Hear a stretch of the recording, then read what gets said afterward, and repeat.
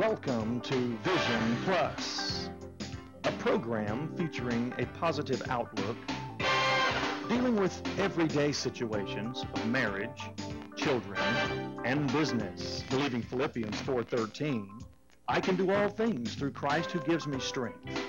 Teacher, author, speaker, delighting audiences from New York to Sacramento with a heart and message for the people today. Bonnie would like to remind you of the 800 number on the screen. Please feel free to call at any time throughout the broadcast and share your concerns. Leave your prayer request and someone will pray with you. And now, teacher, author, and speaker. Beautiful person. And we're going to talk tonight about our legacy, and the legacy is our birthright, our inheritance, our gift. And if you will, several of the verses in the Bible, if you'll get out your Bible, if you have a Bible with you, turn to Deuteronomy 4 and 10. We will go through that in just a minute. But first of all, I want to talk about, I know there's a few people here that love the Tennessee game, so if you will stand up and show them Tennessee. Here's our Tennessee volunteer right here, and a few others. Give her a hand, give her a hand. We allow Tennessee people to be right here in Alabama. Good. So, and I want you to think about the hats we wear in life. Sometimes we love Tennessee. I went to a church in Alabama one time, and the man was from Auburn. This few years, half a dozen years ago, and my brother played for the Razorbacks in Arkansas. So that day, that particular night before, Saturday before, Arkansas actually beat Auburn. I know that's a rare thing, but it did happen. So the preacher wouldn't come up on the stage, and the song leader was just leading, started several songs we didn't even know he was going to start. Finally, the song leader said, "Are you going to come up and preach?" He said, "No, I'm back here recruiting for Auburn to get some new ball players." We in Alabama and the South know that it's really, we love the games. How many of you had someone that went to Auburn? We'll go ahead and find out. How many of you had someone went to Alabama? Okay, there's some more. What about David Lipscomb? All right. And what? I heard that. What about, did anybody have any relatives go to Freed Hardeman? Oh, there you go. See, there's some of them. My cousin was the president of Freed Hardeman, and I know I have his book around here somewhere. E. Claude Gardner. He was the president for 20 years, and he was there for many more years. What we're going to do tonight is talk about the fact that even though we all wear a lot of hats in life, she might wear that one. This is one. Now, for me, I used to pick cotton in Arkansas, and this is the kind of bonnet I wore when I picked cotton. So how many of you have ever picked cotton or chopped cotton or had lived on a farm or knew anybody that did? I really didn't like that job, and too much, but I was good at it because I had 4 brothers and I had to beat them because I was the only girl of all 5 of us. And so we wear a lot of hats in life, don't we? How many of you have a mother, had a mother?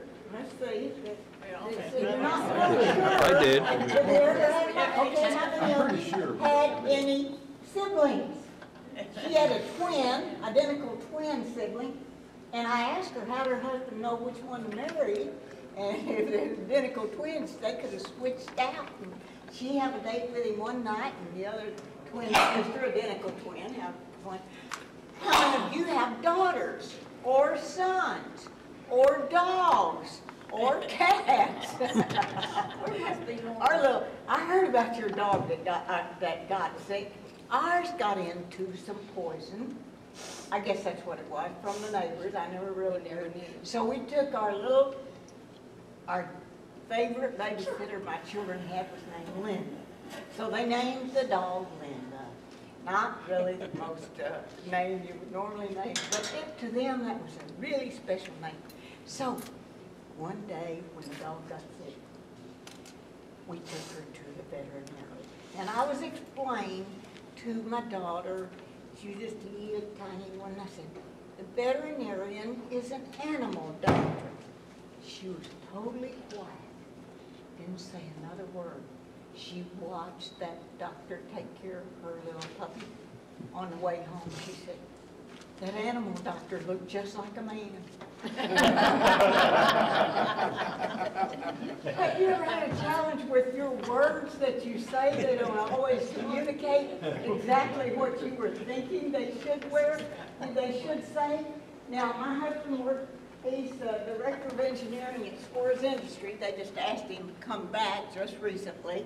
And he's a Penn State graduate. We don't hold that against him, especially when he got whomped the other day by one of our Alabama team. And I go a lot of places to a lot of nursing homes, and I always try to take everybody some little gift. And they love bright, colorful things. So if you ever go to a nursing home, how many of you remember Barbara Friend? She's right over here. Precious lady. She asked me to come over here and speak to her group a lot. But we were in Alaska speaking just recently, and I like the Aurora Borealis. How many of you have ever been to Alaska? Let's see. Oh, you have? You've been there? Oh, and Tom had, Dr. Tom. Well, we got on the train and we rode north and we stayed at a place in Wasilla Resort, they called it. And outside there was ice. It was this in January, and we were at Lake Lucille, and it was a truck, a Jeep, and several cars that were there on the ice. I said, Tony, look, they're driving those vehicles right on the ice. I said, they stopped and they stayed there for hours. I said, what are they doing? He said, they're ice fishing.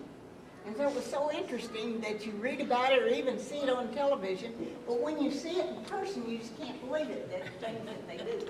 And then we took the train and saw the moose. Now somebody said, oh, I just saw a bunch of moose. Somebody said, there's 16 moose out there. And they had a big article, headline in the paper. Road kill moose, somebody has to come help, and they take that meat and immediately give it to the children's homes. That's good meat. They use that meat, the moose meat. I don't know what else you call it, but moose meat. But anyway, I thought, we will never see that in the Huntsville Times headline.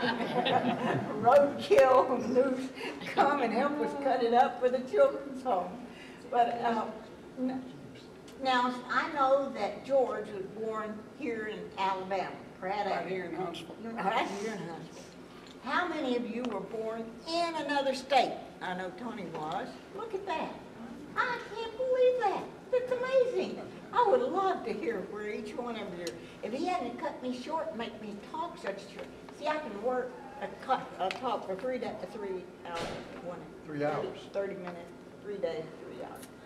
I gave each one of you take-home things because I didn't think I might get to everything, but I did want to tell you that we're going to be talking about the gift that God gives us, and the gift is our birthright or our legacy or our inheritance that we can pass on to other people. That we have been given that God gives that to us. Now, I would like, Tony, if you would please, if you'll read that Deuteronomy 4:10, or a little bit of it anyway. And I wrote the most important things. It's on your piece of paper there. And Are you ready? I'm ready. 10, especially concerning the day you stood before the Lord your God in Horeb, when the Lord said to me, gather the people to me, and I will let them hear my words. There it is. Hear my words. That they may learn to fear me all the days they live on the earth, and that they may teach their children. That's the thing, teaching our children. Now, our children, for Tom and Donna, we're all their children because we're in their world. And so our children, our grandchildren, all of these people that are in our world, paths we cross in life, lives we touch, that is like our children, grandchildren, them that are far off. And it commands us, well, actually, it doesn't command us, it just says.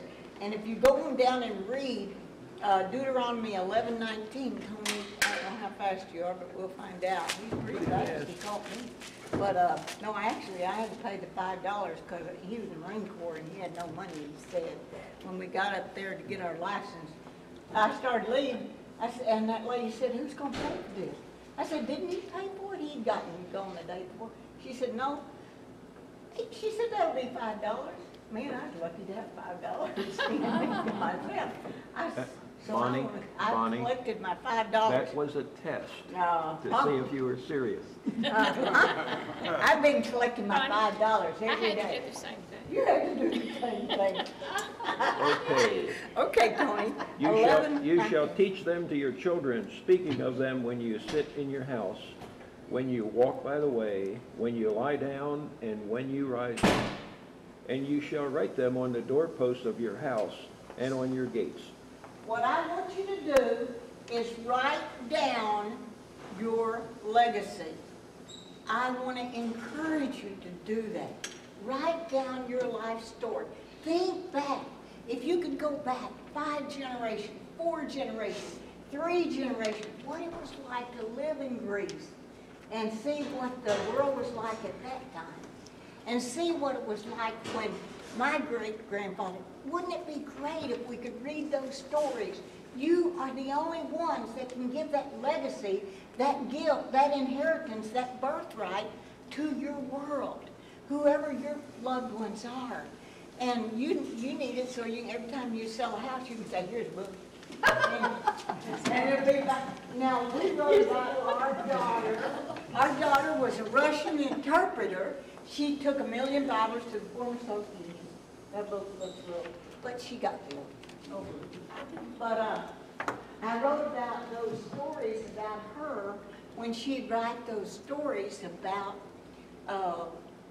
what happened in Russia. And as she would take people, she learned in Dallas and in Craftsman Nation in Dallas. There was a language school, and then here at Huntsville, UA Huntsville, she learned Russian. And she would take people, if you want to go to Russia, she could go, she'd be your interpreter. And they did street ministry, and she learned a lot of songs. So, absent from the body, present with the Lord. I miss her because she and I would go places, I'd speak and she'd sing. And I miss her, but I'm not sad that she's not here, going through whatever our government's doing now. But Tony and I had a lot of challenges, and you know, we've had 20 years of wonderful married life. That's not real bad out of 53. You got that? Yeah. So we wrote a book about how the Lord put our marriage back together, and it has what's called analysis action section, and we do, especially for people that are thinking about getting married, relationships, we do workshops. It started out with this, and then it's been updated, and then every time we would have these analysis action sections written in with yellow, because most people's mother and daddy said don't write the books. And so anyway, then it got updated and transferred over. But what I want to encourage you to do, we were over speaking in 7 islands, and we went to Puerto Rico, and this was in front of a waterfall there. This is called Just Flow, and it's about how we can flow in our life with, you know, there's about 85% of things that Tony does that I kind of like about him. There's 15% that drives me up a wall. I would like to punch him for it, but I figure, okay, 85%, that's not really bad, so I just have to forget the other 15%. So that's what I tell all these young people. I said, you don't need to get a divorce. Do you want to know what my ratio is? I better not say. But let's say, yeah, it's not easy. But what you need to learn is just flow. Now, what you can do, you can get, how many of you have access to a computer? Or you have some grandchild, or some neighbor, or some friend, or that can get into the computer. You can use a tape recorder. They've got these little jazzy deals now. You can put them around your neck, turn them on, and tape whatever you want to in these tape recorders. And they can plug right into the computer, and it will transfer it into words, and you got a book. And it doesn't matter. See, just go to Kinko's and have a little thing put on, bring it to church, and your words then can be a book. And then if your kids, somebody loves you enough, or your neighbors, they can have that made into what I call a real book. But this is okay. I'd love to have this, my great-grandfather. Now, my grandparents did write, I better have that, Let Us Make Man.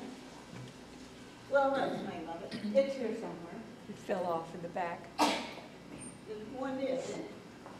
Anyway, oh yeah, you can go to Walmart, get this kind if you want to, and tape it on there.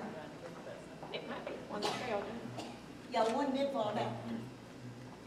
And so then, if you do it, one of my good friends wrote a book. We convinced him to, and he died right after that. Not that if you write a book, you're going to die right there. But the thing is, unlocking your legacy, got to do the word. Tony, read the next part. Oh, Okay, the next one is that's not okay. influence, Yeah, go on. and it is going to be Psalms 34:11. Okay, let's go to Psalm 34:11. Could you read a little louder, Tony? Come, you children, listen to me. I will teach you the fear of the Lord. And then right after that, we're going to go to Proverbs 4:4, Go ahead. and that is, He also taught me. He said to me, let your heart retain my words. Keep my commands and live. Get wisdom, get understanding. Do not forget, nor turn away from the words of my mouth. Do not forsake her, and she will preserve you. Love her, and she will keep you. Wisdom is the principal thing. Therefore get wisdom, and in all you're getting, get understanding. Exalt her, and she will promote you. She will bring you to honor when you embrace her. She will place on your head an ornament of grace, a crown of glory she will deliver to you. What I see is in influences, David invited his children. One of my, I got a whole bunch of different books, Bibles, and he didn't command his children, he invited them. I like that word. He didn't demand that they obey God, but Solomon, of course, did. And following, go ahead, Tony, was still, I got allergy and it's coming up. So go ahead, Tony, read, follow, how we follow. But I want to encourage you that Solomon disclosed his father's, not the Heavenly Father, his daddy's words. He allowed them to be a part of him. And I think that's what the influence that George's mother had on him, or else he'd be Greek Orthodox today. Okay, Tony, go ahead and read about following. 7:16. And it is, Jesus answered them and said, my doctrine is not mine, but his who sent me. If anyone wills to do his will, he shall know concerning the doctrine, whether it is from God or whether I speak of my own authority. He who speaks from himself seeks his own glory, but he who seeks the glory of the one who sent him is true, and the unrighteousness is in him. Did not Moses give you the law? Yet none of you keeps the law. Why do you seek to kill me? Well, is that 7:16? That was a Oh, little okay. past 16. Okay. Well, what I get, as you can see, I paraphrase a lot of these, but I see that Jesus asserted that God taught him, or he was God, Jesus and God and the Holy Spirit, three in one. But he allowed God. Now, he did go to him, and he was very, wide when he was there praying, his great drops of blood. Can you imagine that? Then he said, let this cup pass from me. But at the same time, even though he would say, why hast thou forsaken me? He still followed what his Father, our God, his God, well, it was him also. I'd like to talk about that someday, but that, he did it anyway.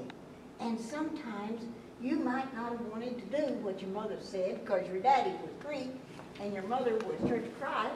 You might have said, but my daddy says, blah, blah, blah, blah, blah. But you did it anyway. Might not always, how many of you have had times that you really didn't agree with what your parents or somebody in your life had to say? But you did it anyway. And a lot of our children sometimes, and the people in our lives, Donna, just like the one under the bridge that you're influencing. If you had a book to hand to them, and I know Donna writes beautifully, I've done some of her plays. We had a wonderful time over there at your house after you got back from, oh, I loved it. I was glad it was after you got back from England because she served on these paper plates that had all of the royals. I took mine home. I wouldn't eat off of it. I took it home. I ate on the napkin and took my plate home. I've got it in my kitchen right now. Because I thought it was beautiful. Remind me of when we were in London. But another thing about God, the gift from the parents and the teachers and the influence that David had on his children and how Jesus followed God's teaching. One thing about Jesus that I love is that he was so transparent. If he said, why have you forsaken me? He could have covered that part up and not told us that he had this desire to, why do I have to go to the cross? And when he just cried out on Gethsemane and said, please let this, I don't want to go through this. Can't you understand why have you forsaken me? But he did it anyway. We need to be transparent. Tony, if you'll help me with some of these examples while I drink. I'm a drinking woman, I guess. Would you like a cough drop? Mm-hmm. Mm-hmm. That's what I need. Well, Give us some examples. Well, I can tell you about you, or I can tell you about me. I'd rather But hear the about ones you wrote here are about you. Bonnie's parents lived the teaching of the Bible, and I knew them for quite a number of years, and that's true, they sure did. They were married 60 years. My parents were married over 50 years. Wonderful. And Bonnie's mother had the chance with an ASU, Arkansas State University scholarship, and when she asked her, Bonnie's dad said, well, I got the scholarship, the kids have all gone through school and high school, and I have the scholarship. And he said, well, who's going to drive you? Because she did not drive a car. She used to drive a Model T when she was younger, but when she got a little bit older, she didn't drive anymore. So she said that just, something died in her, and she just gave up to it, and she stayed on the farm and worked the farm with him. But they did stay married for 60 years. And then she had, her 3 older brothers were in the military services during the Second World War, and Churchill talked Roosevelt into letting him send over about 400,000 German and Italian prisoners of war. And they were housed here in various small cities throughout mostly the eastern United States. And Well, south. her dad didn't have but one little son, younger yet than Bonnie, and Bonnie was only about 5 or 6, so your brother would have been about 3 or 4, and he had nobody to help him on the farm. I mean, all the boys at one time left. So he went and hired some of the German prisoners. You'd hire them very inexpensively, and I guess there was about, 15 of them at a time would come over. They would work the farm for him. And her parents raised sweet potatoes as well as the cotton and soybeans. They would have a meal. They'd set up like a door off of the barn on some sawhorses, and she would prepare these sweet potatoes, cook them, and have them there for them. Her grandmother churned butter to put really good, healthy butter on them. The German prisoners loved to come to the Taylor farm to work because they were fed good. She would make any amount of sweet potatoes they wanted. They could eat till they were stuffed. But her dad then would learn, well, he knew Greek. He taught himself Greek and Hebrew. And he also then very quickly taught himself some German. And he would teach them the Bible. They could eat, but while they were eating, they had to hear the Bible. Some of them became Christians because of that. So you just never know what your story and what you're doing, what real influence is it. And here he is in broken German talking to these guys that could hardly speak any broken English at all, but nevertheless he communicated to them. He probably did it a lot with kindness, and it worked in a lot of areas. A lot of them did become Christians before they left there. And once they were repatriated back to the Germany or their home country, they had to go. They couldn't stay. But many came back as professors, and became professors and teachers and engineers and Christians. And a lot of it was because of the way they were treated by the people in the United States. So you never know what influence you will have and what legacy you're going to leave. You can't even, I just remember my dad preaching one time, and he said, when he got back, he said, okay, who was there? And he said, well, it's just, not much went on there, an old country church. He said, this one old preacher and his wife were baptized. But they had 7 sons, and every son became a preacher. So you never know what God can do with your life. Because you know, each of us has been placed here on earth and given life for some grand purpose. Each of us was given this gift. It was put in us to develop, and through its development, to bless other people. That is our ordained purpose that God gave us. And your purpose can be accomplished only by you. Doesn't matter what hair or hat you wear in life, or the monkeys on your back. But I'm going to ask you now.